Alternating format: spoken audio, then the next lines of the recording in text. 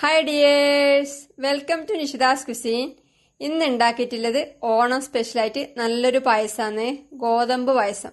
അപ്പൊ ഇതെങ്ങനെ ഉണ്ടാക്കുന്ന നോക്കാം. ഞാനിവിടെ ഒരു ബൗളിലേക്ക് 1 കപ്പ് ഗോതമ്പ് എടുത്തിട്ടുണ്ട്. ഇത് കുത്തിയ ഗോതമ്പാണ്. ഇതിലേക്ക് നല്ലോണം മുങ്ങിക്കിടക്കുന്ന പാകത്തിന് വെള്ളം ഒഴിച്ച് 3-4 മണിക്കൂർ കുതിർത്ത് വെക്കാം.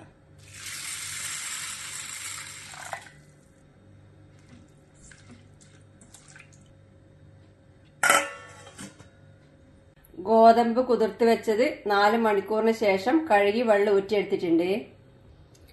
ഇതിന് വേവിച്ചെടുക്കാൻ വേണ്ടി അടുപ്പത്ത് ഒരു കുക്കറിലേക്ക് ഇടാം.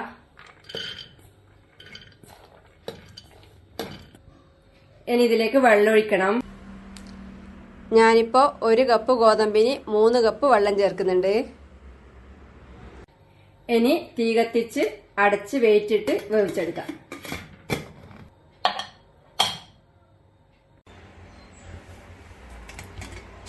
ഇപ്പോ ഗോതമ്പ് പാകത്തിന് വെന്തിട്ടുണ്ട്.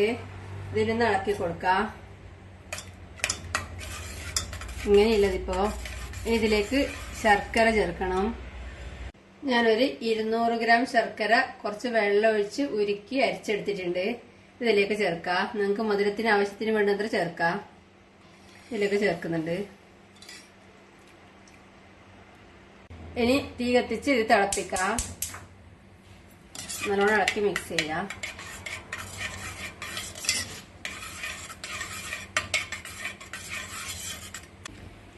ഇപ്പോ ശർക്കര ചേർത്ത് തിളക്കാൻ തുടങ്ങിയിട്ടുണ്ട്. ഇതൊരു 5 മിനിറ്റ് തീ കുറച്ച് തിളപ്പിക്കാം. ഇപ്പൊ ഇത് തിളക്കാൻ തുടങ്ങിയിട്ട് ഏകദേശം 5 മിനിറ്റ് ആയി. ഇനി ഇതിലേക്ക് തേങ്ങാപ്പാൽ ചേർക്കണം. ഞാനിവിടെ തേങ്ങയുടെ 2ാം പാൽ 1 കപ്പ് എടുത്തിട്ടുണ്ട്. ഇതിലേക്ക് ഒഴിച്ചു കൊടുക്കാം.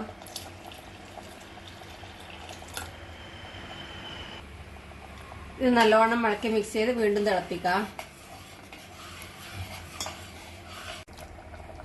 ഇപ്പോ തേങ്ങയുടെ 2ാം പാല് ചേർത്തിട്ട് നല്ലോണം തിളച്ചിട്ടുണ്ട്. ഒരു 2-3 മിനിറ്റ് സമയം ഇപ്പൊ തിളക്കാൻ തുടങ്ങിയിട്ട്. ഇനി ഇതിലേക്ക് തേങ്ങയുടെ 1ാം പാല് ചേർക്കണം. ഞാനിവിടെ 1/2 കപ്പ് തേങ്ങയുടെ 1ാം പാൽ എടുത്തിട്ടുണ്ട്. ഇതിലേക്ക് ഒഴിച്ചു കൊടുക്കാം. ഇത് നല്ലോണം ഇളക്കി മിക്സ് ചെയ്യാം. 1ാം പാല് ചേർത്താൽ അധികം തിളക്കണ്ട. ഒരു സൈഡിൽ നിന്ന് തിളച്ച് തുടങ്ങുമ്പോൾ തന്നെ തീ ഓഫ് ചെയ്യാം. കണ്ടൻസ് മിൽക്ക് വേണം ചേർക്കുക. ചേർത്താൽ നല്ല അധികം ടേസ്റ്റ് ആയിരിക്കും. ഞാനിപ്പോൾ ചേർക്കുന്നില്ല. ഇപ്പോൾ തിളച്ച് തുടങ്ങിയിട്ടുണ്ട്. ഇനി ഇതിലേക്ക് 1/2 ടീസ്പൂൺ ഏലക്കപ്പൊടി കൂടെ ചേർത്ത് തീ ഓഫ് ചെയ്യാം.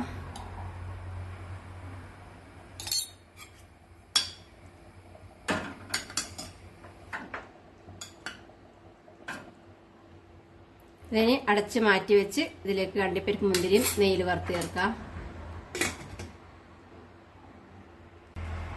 ഒരു പാനിലേക്ക് 1 ടേബിൾ സ്പൂൺ നെയ്യ് ഒഴിച്ച് ചൂടാക്കി കുറച്ച് അണ്ടിപ്പരിപ്പിട്ട് വറുത്തെടുക്കാം.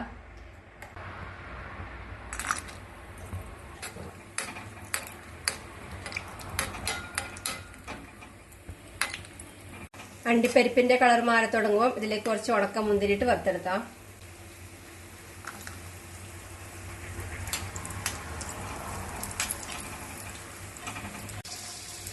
ഇപ്പോ അണ്ടിപ്പരിപ്പും മുന്തിരിയും പാകത്തിന് വറുത്തിട്ടായിട്ടുണ്ട്. ഇനി തീ ഓഫ് ചെയ്ത് ഇത് പായസത്തിലേക്ക് ചേർക്കാം.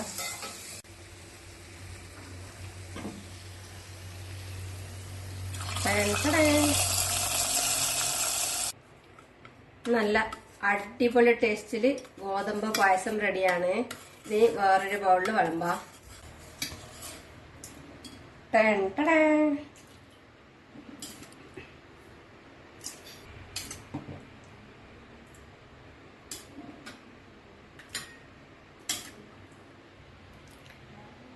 നല്ല ടേസ്റ്റാണ്. ഉണ്ടാക്കാനും എളുപ്പമാണ്.